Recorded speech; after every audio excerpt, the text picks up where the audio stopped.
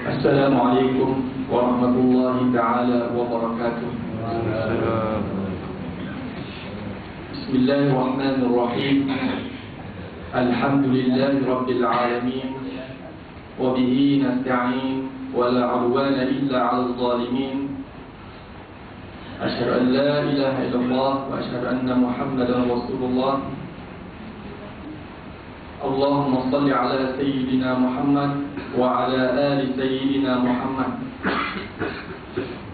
Rabbi shrah li sadri wa yassir li amri wahlul 'uqdatam min lisani yafqahu qawli. Yang dikasihi Tuan Pengurusi Surau, Tuan Imam, Tuan Bilal, yang disandungi ahli jemaah, muslimin muslimat yang dirahmati Allah sekalian. Alhamdulillah, kita bersyukur kepada Allah Subhanahu wa taala kerana telah memanjangkan usia kita sehingga saat ini, detik ini, Allah Subhanahu wa taala memberi kita peluang untuk terus beristighfar, memohon keampunan kepada Allah Subhanahu wa taala.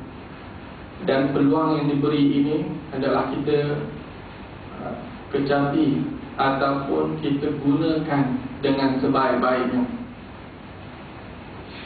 Kerana kita tahu bahawasanya kehidupan alam ini adalah fana.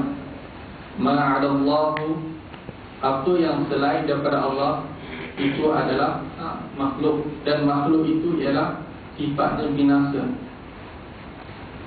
Jadi alhamdulillah pada pagi ini kita dapat bertemu muka. Walaupun di dalam waktu yang mendesak.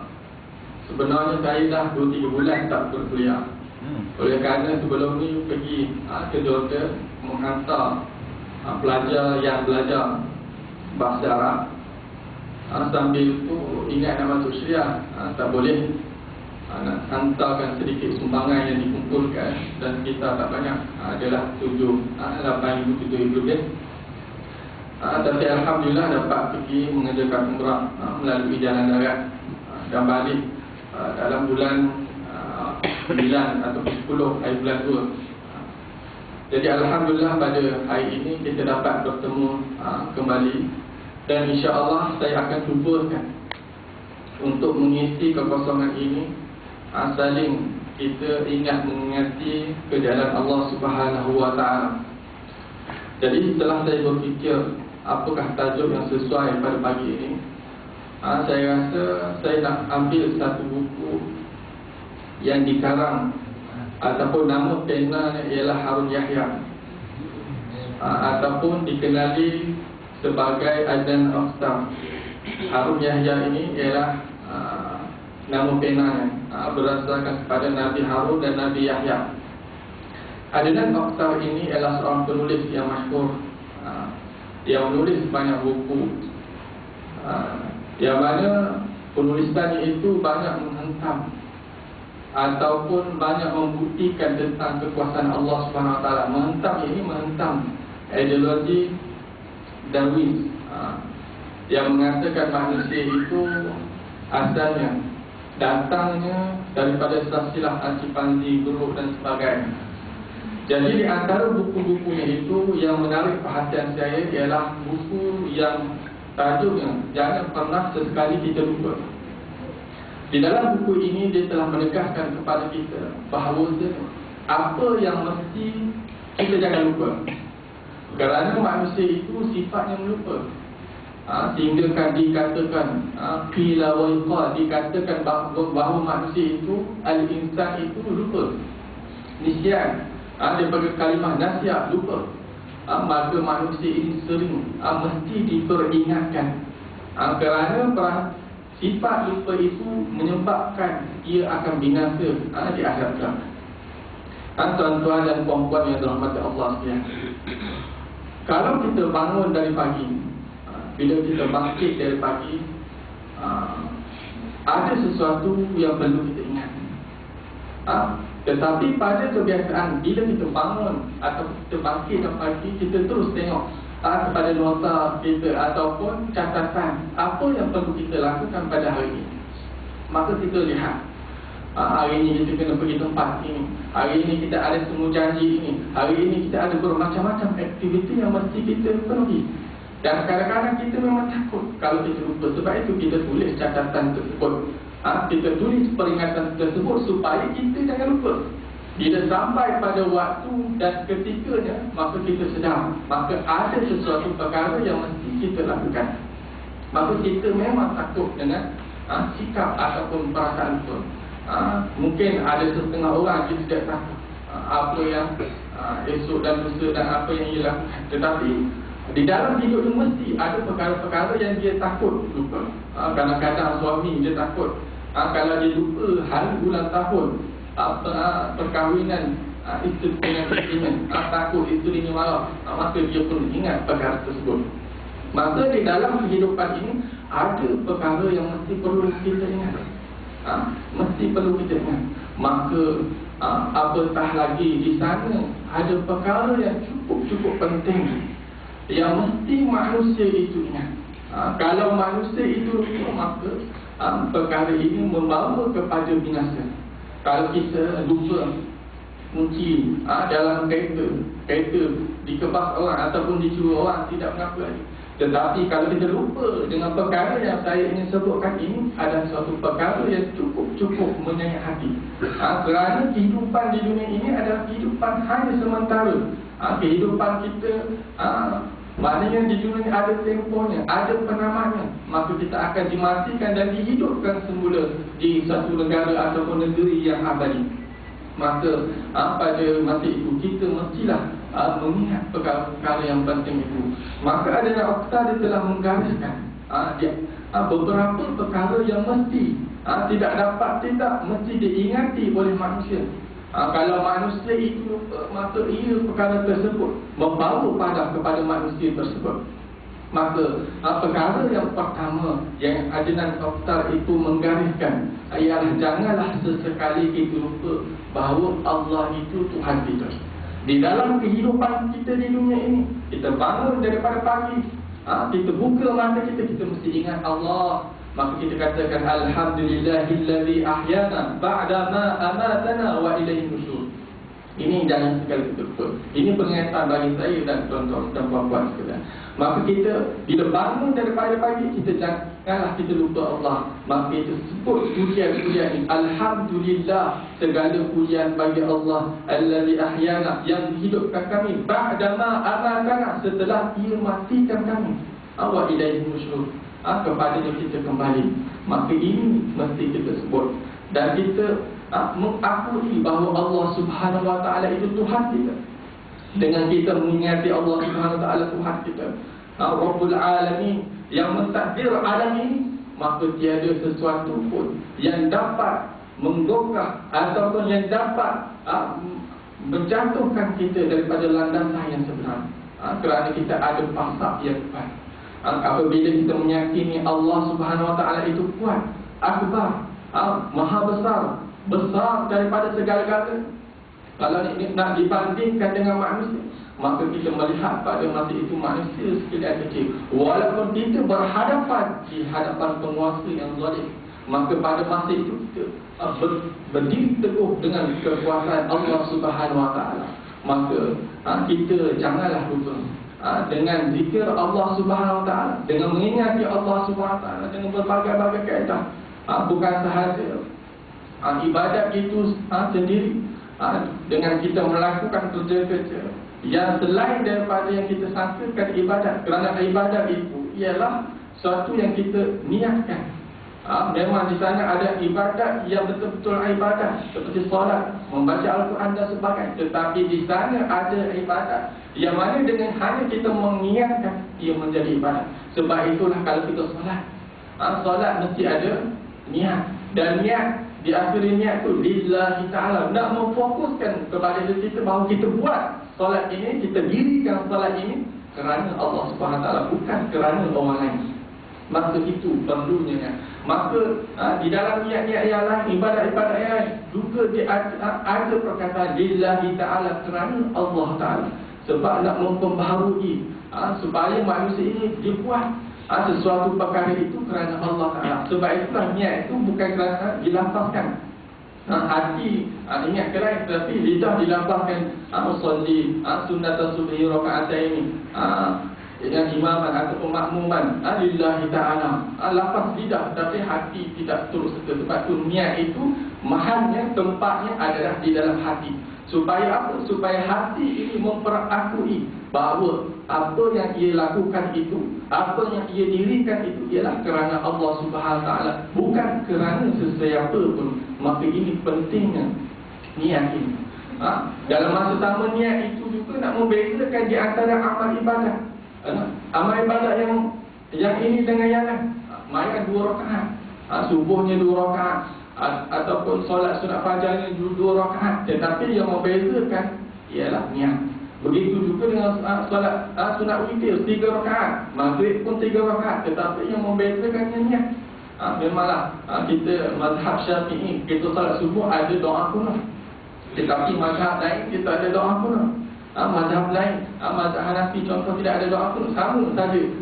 Dia punya bentuk, dia punya kalau lihat sama saja seperti solat sunat 2 rakaat. Tetapi yang membezakan di antara dua ini adalah niat. Maka niat itu adalah suatu perkara yang cukup penting. Mestilah niatkan kerana Allah Subhanahu Wa Taala. Maka kita jangan lupa bahawa Allah Subhanahu Wa Taala itu Maha berkuasa. Maha berkuasa mengatasi segala-galanya. Jangan kita percaya kepada yang lain daripada selain daripada Allah Subhanahu Wa Taala.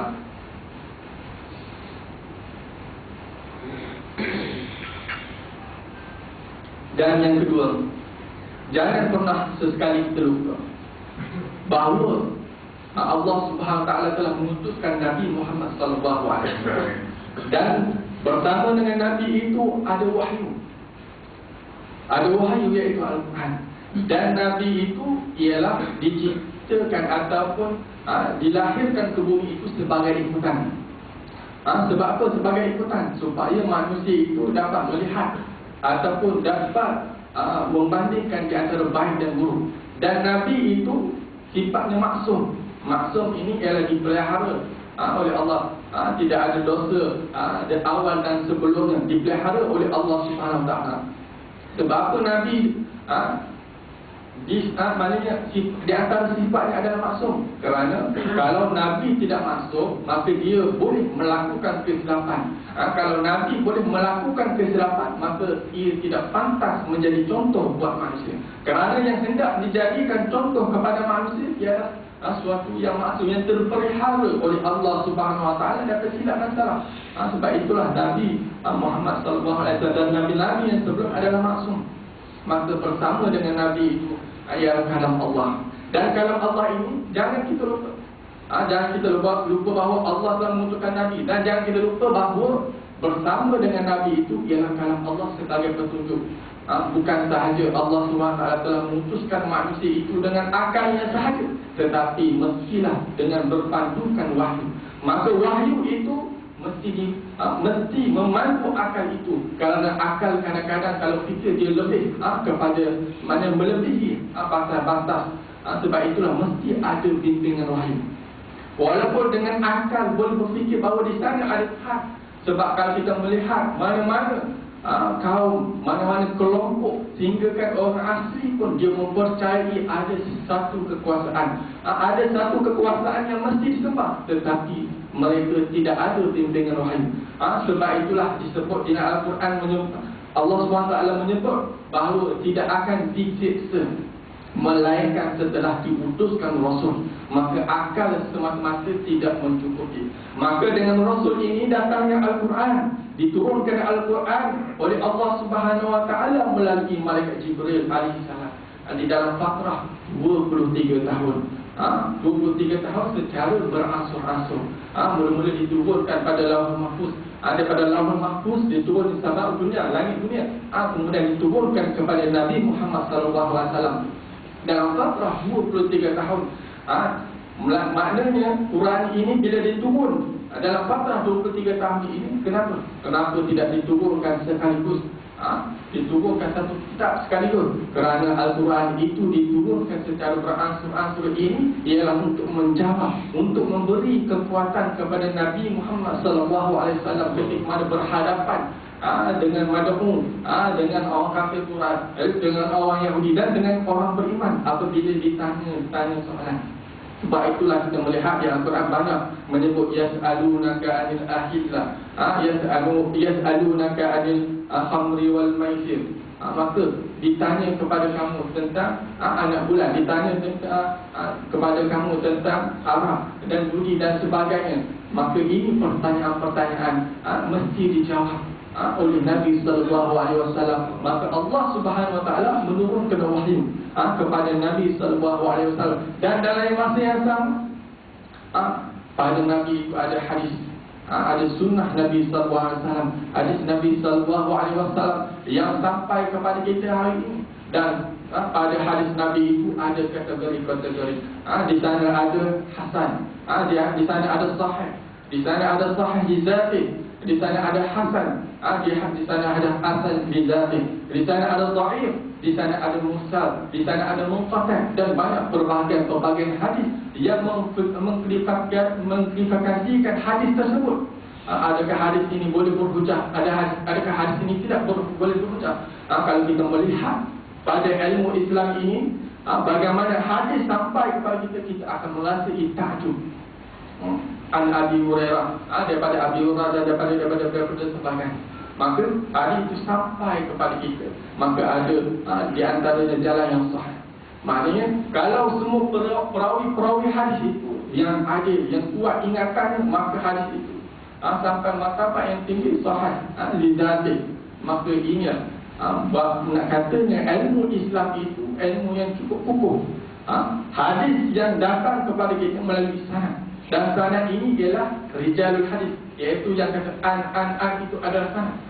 Kadang-kadang kalau kita tengok hadis ada seorang je, an Abi Hurairah ataupun an Umar bin Khattab, tapi sebenarnya dia panjang.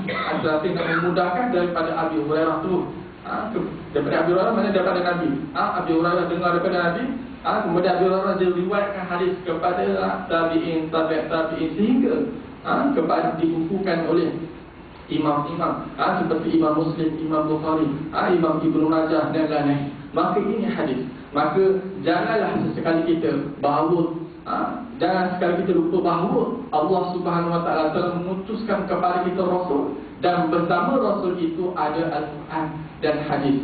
Dan Al-Quran dan hadis ini sebagai rujukan kita. Ini jangan sekali kita lupa. Kita bangun daripada pagi, kita lupakan perkara yang lain tidak menjadi masalah. Tetapi kalau kita lupa perkara ini, bahawa Al-Quran dan hadis itu merupakan rujukan kita. Kita lebih ingat seorang khabar bangun-bangun pagi, hari ini sinar harian tak boleh lagi, atau hari ini berita harian tak boleh lagi, hari ini utusan Melaya tak boleh lagi. Maka kita yang itu yang kita ingat. Maka kita pergi kedai, kita beli, dan yang itu kita baca. Ataupun kita bangun daripada pagi, terus buka televisyen. Sebab apa? Sebab aktiviti hari-hari memang pagi-pagi bangun terus petak televisyen, nak tengok berita dan sebagainya. Maka yang itu yang kita ingat. Itu aktiviti rutin yang kita selalu lakukan, yang mana ia sangat-sangat merugikan kita. Maka kita mestilah mencari perkara yang sebenarnya. Sebab itulah saudara Adnan Akhtar ini, penulis ini, dia telah menggariskan suatu perkara yang penting yang tidak boleh bagi manusia itu lupa. Kerana kalau lupa, manusia akan binasa. Sebab apa? Sebab kehidupan itu sementara. Di sana ada kehidupan yang hakiki. Dikatakan bahawa dunia ini adalah mata kesedapan, gurur, tipu daya semata-mata. Apa yang kita lihat, kalau ada nak Akhtar dia menulis dalam buku yang lain, di dalam buku Evolution, dia betul menulis bahawa apa yang ada di dalam dunia ini melalui panca indera kita yang 5 ini sahaja. Mata kita, deria rasa kita, deria pendengaran kita, dan deria yang lain itu, panca indera ini. Kalau tidak ada panca indera ini, maka kewujudan dunia ini sudah tidak ada. Cuba kalau kita buta, maka kita anggap bahawa semua ini dah tidak ada. Buta campur apakah, maka tidak ada. Jadi kewujudan dunia ini berpandukan dengan kewujudan panca indera yang kita ada. Sebab itu kita bersyukur kepada Allah Subhanahu Wa Taala. Janganlah dengan panca indera yang kita ada ini kita mengingkari Allah Subhanahu Wa Taala. Allah Taala bagi kita mata, Allah Taala bagi kita telinga, kita melihat benda haram, kita mendengar benda yang haram. Allah Taala bagi kita lidah, kita makan perkara yang haram, ataupun yang kita mengata ataupun menyebut sesuatu perkara yang haram. Maka ini jangan sesekali. Sebab itulah kita mesti mengingati bahawasanya Allah Subhanahu Wa Taala itu dia berkuasa. Berkuasanya itu mengatasi segala-galanya. Dan jangan sesekali kita lupa. Dan ada Haftar menggariskan lagi, jangan sesekali kita lupa bahawa mati itu pasti. Akhirat itu suatu perkara yang menanti. Itu jangan kita lupa. Jadi kita bangun daripada tidur, kita baca doa. Segala puji bagi Allah yang telah menghidupkan kami setelah kami mati. Maknanya kita baru dia mati, dia hari mati. Tetapi Allah SWT hidupkan kita supaya kita berfikir bahawa sebelum tadi kita mati, badan dengan roh telah terpisah. Walaupun tidak terpisah secara menyeluruh, tetapi telah mana satu proses kematian telah berlaku ke atas kita supaya kita berfikir, supaya kita ingat bahawa sebenarnya kematian itu suatu perkara yang pasti. Tidak ada yang di atas dunia ini hidup selama-lamanya. Kalau kita lihat sekarang ini, tidak ada orang yang lebih umurnya 100 tahun, melainkan hanya segelintir kecil sahaja penduduk bumi yang lebih 100 tahun. Nak katanya bahawa penduduk di bumi ini silih berganti. Semua orang mati. Kullu nafsin dha'iqatul maut. Setiap jiwa akan merasai mati. Mana yang hidup dia akan merasai mati sehingga sampai di waktu kematian. Iza wudi'atil janazah, di dalam satu hadis menyebut iza wudi'atil janazah wahtamalha rijal, apabila diletakkan jenazah itu lalu diangkat oleh orang lelaki, wahtamalha rijal, kemudian dibawa untuk ke kubur, maka roh itu kata, aina, kalau roh itu baik dia akan, kalau roh itu jahat dia akan kata, aina tazhabuna biha, kemana kamu nak bawa mayat aku ini? Wahai celaka, kemana kamu nak bawa? Sebab dia tahu nasib dia, nasib yang buruk. Tetapi kalau roh itu ataupun mayat itu orang yang baik sebelumnya, dia kata cepat hantar ke kubur. Sebab apa? Sebab dia tahu nikmat yang akan dikecapi yang tubuh ini terdapat di dalam hadis. Dan di akhir hadis itu menyebut semua manusia dia tak dengar apa yang berlaku ini, melainkan haiwan. Tapi kalau manusia dengar percakapan di antara roh, jeritan roh tersebut, melihat mayatnya dibawa ke dalam kubur itu, maka manusia semua jatuh pingsan. Maka inilah nak katakan kepada kita bahawa sebenarnya mati itu suatu yang pasti, suatu yang realiti. Kadang-kadang kita rasa bahawa kita ini hidup lama. Rasa hidup lama ini satu penyakit yang cukup bermasalah. Sebab itulah Nabi SAW menyuruh kita menziarahi kubur. Di dalam satu hadis, kuntu nahaytukum an ziyaratil kubur alla fazuliha. Dulu aku melarang kamu daripada ziarah kubur, sekarang maka ziarahlah kamu akan kubur. Maka dulu orang berkhurafat, maka Nabi haramkan, tapi setelah itu kerana menziarahi kubur ini sebenarnya membawa kita mengingat kepada mati. Sebab mengingat akan mati itu ialah suatu perkara kebijaksanaan. Mana orang yang paling bijak di antara kamu ialah dia berjaya mengingat mati. Sebab mati ini dia hampir kepada kita. Kita bila ditanya orang berapa lama lagi kamu akan hidup, kita tidak tahu. Tapi mati itu memang sudah tentu suatu perkara yang pasti bagi setiap manusia. Bila suatu perkara yang pasti, ada nama kita menyebut, bila suatu perkara yang pasti, maka kita sediakan bekalan. Sebab itulah kalau kita lihat orang tok guru dia bawa tongkat-tongkat, kadang-kadang dia bukan guru lagi, dia bawa tongkat. Jadi tok guru pondok bawa tongkat dan sebagainya, bukan guru lagi, tapi nak mengingatkan pada diri dia bahawa hidup di dunia ini sebagai seorang musafir. Hidup di dunia ini sebagai seorang musafir, maka dibawa tongkat. Maka dia mesti membawa bekalan yang secukupnya untuk berdepan dengan Allah Subhanahu Wa Taala. Maka dia penuhkan kehidupan tersebut dengan amal ibadat. Dan seterusnya, janganlah sekali kita lupa bahawa kiamat itu suatu perkara yang betul-betul berlaku, bukan main-main. Walaupun kita ini, kita sebenarnya di sana, di dalam Al-Quran ada menyebut perkara-perkara yang dinamakan perkara sama'iyah. Sama'iyah ini juga perkataan sama ini pendengaran. Sama'iyah pada suatu perkara yang diberitahu, ataupun perkara yang ghaibiyah, perkara ghaib yang kita tak tahu melainkan melalui jalan Al-Quran dan hadis. Dan di dalam Al-Quran dan hadis banyak menceritakan perkara yang akan berlaku. Perkara yang akan berlaku.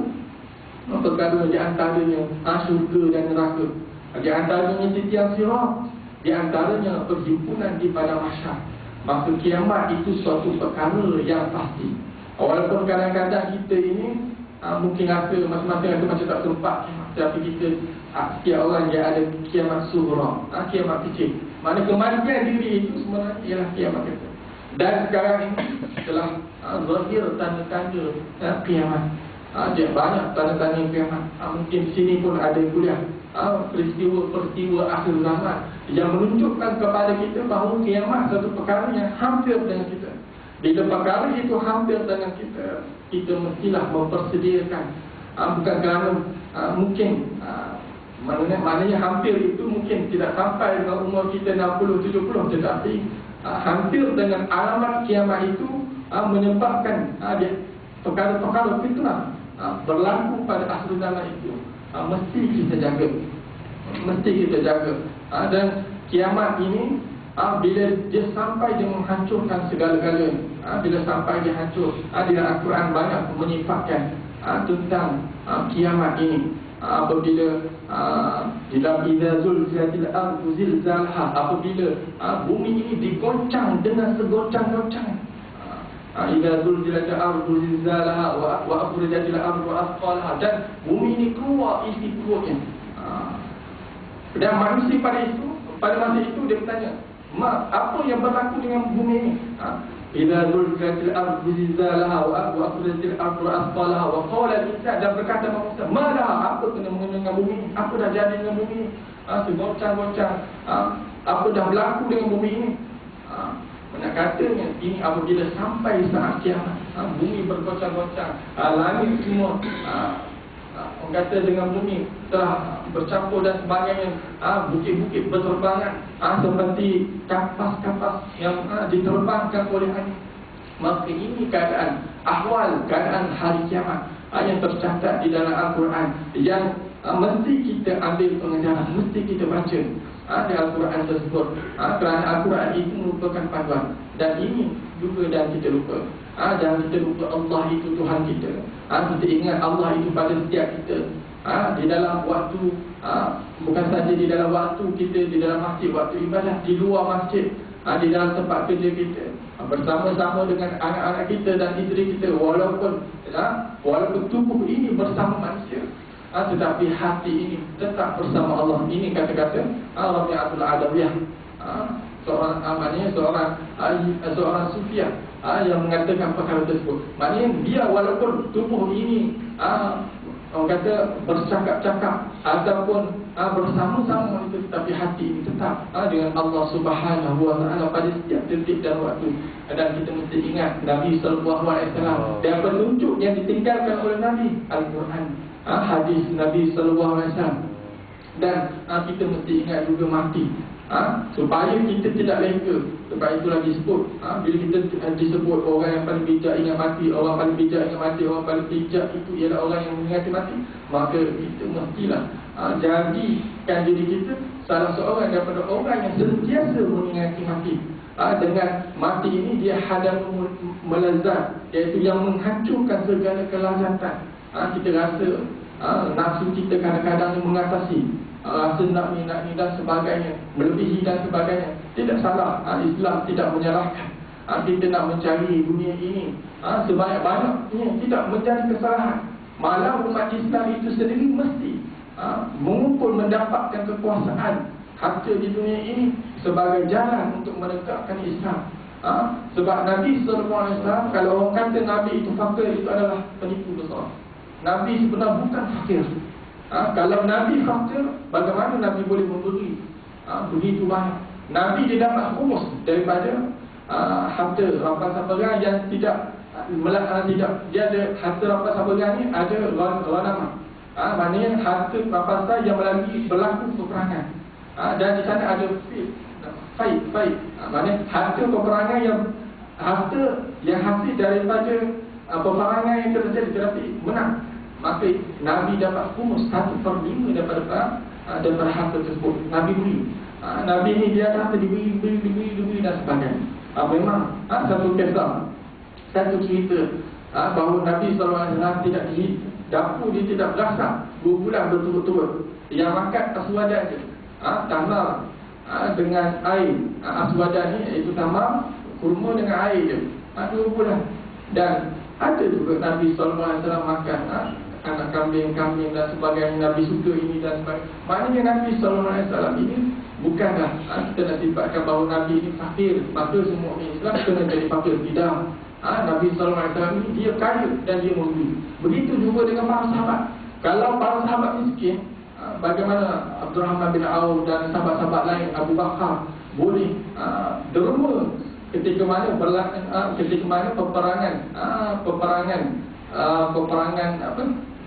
nak lawan dengan Rom itu, dihimpun masing-masing derma ni separuh, yang ni keserian unta, ratus-ratus unta dan sebagainya. Bagaimana sahabat-sahabat ini boleh memberi kalau dia miskin? Mungkin ada di antara kisah-kisah ni mungkin susah sikit. Sebagai kita ambil timbal untuk kita kuatkan jiwa. Memang kita dalam kehidupan kita hari-hari ni memang ada hari senang, ada hari kadang-kadang susah sikit. Kadang-kadang senang banyak. Kalau susah sikit tu mungkinlah ia menjadi kenangan. Memang kalau kita timbal kembali kehidupan kita yang susah sukar itu, itulah sebenarnya kenangan-kenangan mana. Kalau macam nasi tak ada kat rumah, bukan nasi, mana lauk-lauk tak ada, tinggal beras je, kita pun dengan isteri kita pun nak nasi, makan dengan air garam. Dan perkara ini yang kita ingat. Kita kata dulu masa mula-mula baru kahwin dulu makan nasi dengan garam, waktu dia ingat. Yang lauk-pauk masa dulu makan tak ingat lah. Itu kenangan yang paling manis yang kita ingat. Maka ini peristiwa-peristiwa ini, perkara ini tidak menunjukkan bahawa Nabi SAW itu seorang yang fakir. Tetapi Nabi dia menyukai orang yang miskin. Sehingga Nabi kata dia itu bersama-sama orang miskin. Maknanya nak kata itu rendah dan tawaduknya hati Nabi. Dan benda ini bukan makna kita tinggalkan kepada orang kafir. Kita tinggalkan kepada orang mana bukan Islam untuk menguasai dunia ini dan hartanya. Tidak. Sebenarnya Islam itu dia telah merangkumi, telah menguasai dunia ini dan segala isinya. Sehingga telah menguasai sehingga 2/3 daripada tanah yang ada ini memerintah hingga ke negara China. Kalau kita lihat di negara China itu, bilangan masjid dan bilangan rumah Islam, kalau ditulis 30 juta, sebenarnya 130 hingga 140 juta orang Cina yang beragama Islam, yang asal Islam, dia bukan mu'alaf, dia Islam bukan mu'alaf. Maknanya dia 130 hingga 140 juta. Dan masjid 40,000 lebih. Banyaknya. Masjid kita ni berapa saja? Nak kata Islam di sini itu lebih banyak. Tapi kadang-kadang di Malaysia ni orang Cina dia takut nak masuk Islam. Sebenarnya kalau masuk Islam ni rasa macam masuk Melayu. Ini perkara yang perlu kita perbetulkan. Kadang-kadang mu'alaf pun sendiri masalah juga. Dan masuk Islam dah tukar nama. Masuk Islam tukar nama. Dulu undang-undang memang ada tukar nama, tapi sekarang tak. Sebab mungkin dia nak nama, ada nama Islam sedap sikit Muhammad dan sebagainya. Tapi ini tidak menjadi masalah. Tapi sebenarnya dia memberi satu tanggapan yang lain. Kalau ayah pun nak tukar juga, ini masalah. Sebab kalau ayah dia hidup lagi, dia kata ni anak buah ayah. Islam mengajar bahawa anaknya buah ayah. Bila masuk Islam tukar nama bin ataupun binti Abdullah. Maka ini mesti dijauhkan. Maka ini mesti kita perhatikan bahawa Nabi Muhammad SAW itu diutuskan padanya Al-Quran dan As-Sunnah supaya menjadi ikutan. Bila kita bangun pagi, kita jangan lupa dua kitab ataupun dua pedoman ini. Al-Quran yang mesti kita baca, yang mesti kita fahami. Bukan semata-mata kita baca mesti kita fahami, kita tadabbur maknanya. Kerana setiap kali kita baca dan tadabbur, maknanya ada perkara-perkara yang baru yang kita akan temui dan kita jumpai di dalam Al-Quran tersebut. Yang mendidik, yang mengusik ataupun yang menjamah hati kita, supaya kita berasa asyik. Ini kalam Allah. Kalam Allah ini tidak ada nilai cukup tinggi. Tidak boleh nak dibandingkan dengan perkara yang bernilai di dunia ini. Kalam Allah cukup tinggi nilai. Maka kalau kita meletakkan nilai yang cukup tinggi, kita rasa mesti kena baca. Baca maknanya, kita hafal ayatnya, supaya ia menjadi pedoman dan kita beramal dengan isi kandungan Al-Quran itu sendiri. Dan jangan kita lupa, dan yang terakhir, jangan kita lupa bahawa di akhirat sana ada syurga dan neraka. Syurga dan neraka, maknanya bila ada syurga dan neraka, ada balasan baik dan buruk. Maknanya kalau kita duduk di dunia ini, bukan kita duduk sia-sia. Kalau kita buat jahat, bukan maknanya kita terlepas. Kita ada balasan, maknanya balasan terhadap kejahatan tersebut.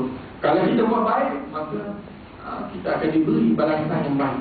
Maka bila kita ingat bahawa di sana ada syurga dan neraka, itu sudah cukup untuk membetulkan hati kita, untuk membetulkan niat kita, membetulkan perbuatan kita, supaya kita melakukan itu. Suatu perkara itu mengikut syariat Allah Subhanahu Wa Taala, mengikut apa yang Allah hendak, bukan yang kita hendak. Mengikut apa yang Allah inginkan daripada kita, mengikut segala apa yang Allah telah suruh, meninggal segala apa yang Allah larang, bukan sebaliknya. Maka dengan kita mengingati syurga dan neraka ini, syurga itu adalah tempat tinggal orang-orang yang beriman ketika mana di dunia, orang-orang yang beramal soleh. Begitu juga dengan neraka, merupakan tempat tinggal orang-orang yang mensyirikkan Allah, menyemutukan Allah. Maka kita mesti ingat, dan janganlah kita melakukan kezaliman. Bila kita ingat syurga dan neraka, kita rasa kita tak akan ataupun tak ingin nak buat kezaliman terhadap mana-mana manusia. Kerana kita tahu neraka itu periknya. Sebab itulah orang yang rajin berjumpa ataupun membaca Al-Quran, dia boleh terbayang dengan neraka dan syurga itu. Bila buat satu kesalahan, dia rasa perasaan takut. Ini sebenarnya didikan yang mesti dipaksa kepada anak-anak dan isteri kita. Budak-budak, kalau kita daripada kecil itu, kita jangan takutkan dengan satu, nanti ayah pukul, nanti ayah marah dan sebagainya. Jangan. Kalau kita kata ayah pukul, ayah marah, bila-bila ayah dia tak ada, ayah dia mati dan sebagainya, jauh dan sebagainya, maka dia tidak ada sesuatu yang mengikat kanak-kanak budak tersebut. Tetapi kalau kita mengikat bahawa Allah itu melihat, Allah itu berkuasa, nanti Allah marah, nanti Allah murka dan sebagainya, itu sudah cukup untuk mendidik budak itu supaya maknanya untuk lepas di mana-mana pun tidak menjadi masalah. Sebab tu dia tahu kalau dia buat satu kesalahan, mencuri dan sebagainya, dia tahu Allah marah, dia tahu akan dihukum dengan hukuman. Maka dia tidak lagi melakukan perkara tersebut. Kita mestilah maknanya didik anak kita dengan syurga dan neraka, dengan hari akhirat, dengan kepercayaan iman, yang iman kepada Allah, iman kepada Rasul. Supaya apa? Supaya anak ini dilahirkan membesar dalam keadaan seorang yang mengerti akan Islam yang sebenarnya. Bukan dia buat itu kerana manusia, tetapi buat sesuatu perkara tersebut kerana Allah. Sebab syurga dan neraka ini kita tak tahu. Kita tak tahu adakah kita ini ahli syurga ataupun kita ini ahli neraka. Sehingga disebut di dalam satu hadis, seseorang itu dia dengan syurga dekat dah, tinggal sehasta lagi nak mati. Kemudian lagi sehasta nak mati, dia buat satu amalan yang membawa dia ke neraka, maka dia dimasukkan ke dalam neraka. Ini yang kita takut. Kadang-kadang kita berada di dalam ibadat kepada Allah, beramal kepada Allah, mungkin kerana kekurangan yang ada pada diri kita, mungkin kerana kita ini tidak menghiraukan orang lain dan sebagainya, mengajar orang lain juga kepada kebaikan, maka kita diuji. Maka apabila sampai nak jengkal ataupun sehasta nak mati, buat amalan ahli neraka, maka masuk ke dalam neraka.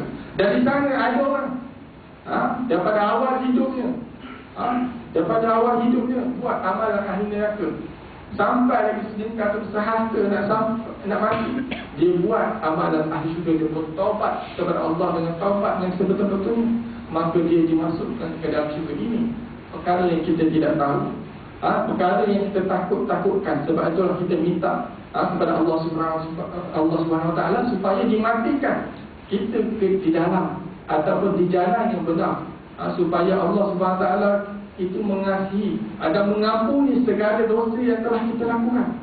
Sebab itulah kita cukup takut.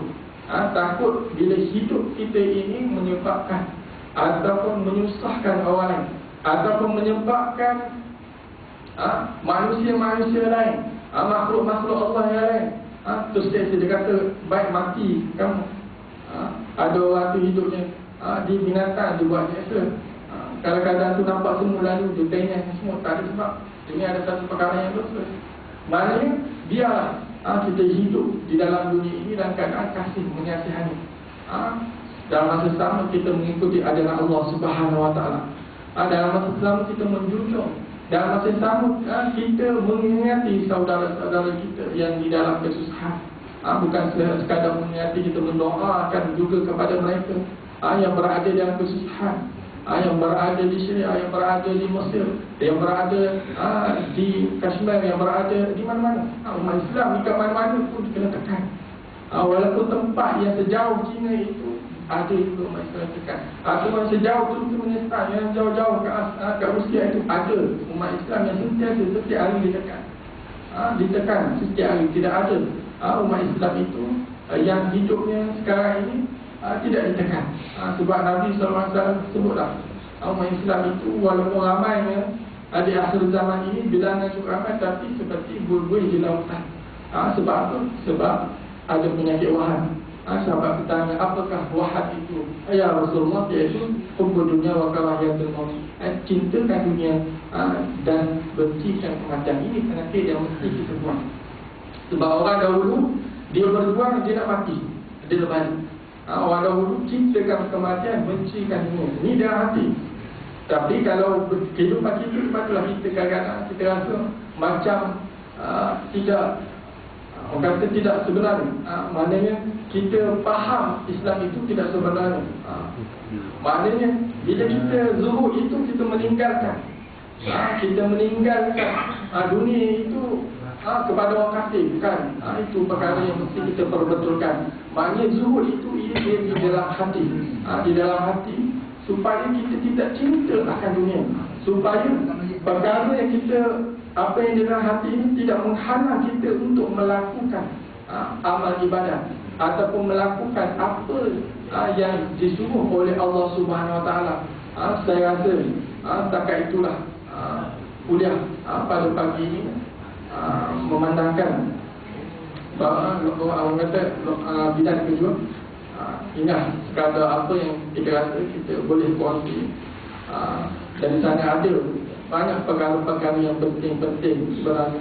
Tapi inilah saya rasa ia cukup penting bagi kita supaya kita ingat kepada Allah, ingat kepada Rasulnya, ingat kepada kitabnya, ingat kepada sunnahnya, ingat kepada kematian, ingat kepada kiamat dan perkara-perkara yang lain. Sebenarnya banyak lagi perkara-perkara yang disebutkan.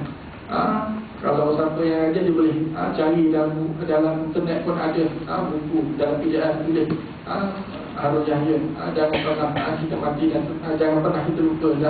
Kalau kita akan ada jumpa PDF, kita boleh baca. Ataupun pergi kat Sahabat Islam ni, dia ada jual buku-buku yang berkenaan Harun Yahya. Dan Harun Yahya ini, dia ataupun ada nama Akhtar ini, mula-mula dia orang anggap dia gila. Pada zaman masa dia belajar itu, zaman maknanya suku yang cukup, orang kata zaman suku yang cukup peringkat yang tinggi lah, atau tinggi.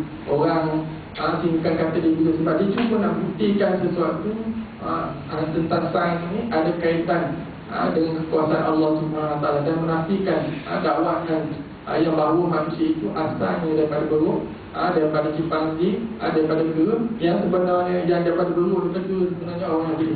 Sebab Al-Quran disebut musikhah, orang Yahudi ditukar kepada kera dan juga babi. Sebab apa? Dalam surah Al-Baqarah ada sebut orang Yahudi ni bila dilarang hari Sabtu dia pergi memancing, dia tangkap ikan, dia pergi juga. Maka Allah kata kunu qiradatan khasi, jadilah kamu kera-kera yang hina. Ayat kali Darwin ini dia tulis pula, dia kata manusia ni asal daripada kera. Manusia ni asal daripada kera. Nak katakan bahawa manusia ni daripada binatang, daripada kera. Pada orang Yahudi, dia orang Yahudi dikata kita daripada kera. Sebenarnya mereka lah asalnya daripada kera. Ini diberitahu di Al-Quran. Mereka juga ditukar menjadi babi dan kera. Ini orang Yahudi. Oleh kerana dibencikan kita, kalau siapa yang boleh menjenguk kitab Talmud ataupun perjanjian lama ataupun protokol Yahudi yang merupakan sumber pegangan mereka, kita akan dapati di dalam kitab mereka itu banyak perkara-perkara yang orang kata tak tercapai oleh akal. Dia kata ditimpakan Allah ini seperti manusia, turun sana, turun sini, tumbuk dan sebagainya, macam-macam manusia. Itu dan kita tahu dia disebut bahawa manusia ini, orang lain ini binatang, diciptakan sebagai khadam kepada bangsa Yahudi, ataupun mereka menyifatkan manusia ini lain itu sebagai doi, ini sebagai binatang yang boleh diperlakukan ikut sesuka hati sahaja. Jadi saya rasa setakat itulah apa yang baik itu datangnya daripada Allah Subhanahu Wa Taala, apa yang lemah dan kurang itu daripada saya sendiri. Kita berharap tazkirah pada pagi ini untuk diri saya dan untuk tuan-tuan dan puan-puan sekalian. Wabillahi taufiq wal hidayah. Assalamualaikum warahmatullahi taala wabarakatuh. Bismillahirrahmanirrahim. Alhamdulillahi rabbil alamin, hamdan yuwafi ni'amahu wa yukafi mazidah. Ya Rabbana lakal hamdu kama yanbaghi li jalalika wajhika wa 'azimi sultanik. Allahumma ahyina bil iman wa amitna bil iman wa adkhilna jannata ma'al iman. Allahumma faqihna fid din wa 'allimna ta'wil. Allahumma iftah 'alaina futuhal 'arifin warzuqna fahman nabiyyin wa ilhamal malaikatil muqarrabin bi rahmatika ya arhamar rahimin. Allahumma ansur ikhwanana fi Misr, Allahumma ansur ikhwanana muslimin في فلسطين، اللهم انصر إخواننا في سوريا، اللهم انصر إخواننا في كل مكان. اللهم نجي إخوان المسلمين من الأعداء، من الظالمين، من الكفر، من الفاسقين. اللهم انصرهم يا الله على أعدائهم، اللهم انصرهم يا الله على أعدائهم، اللهم انصرهم يا الله على أعدائهم. وصلى الله على سيدنا محمد وعلى آله وصحبه وسلم، وآخر دعوانا الحمد لله رب العالمين. Allah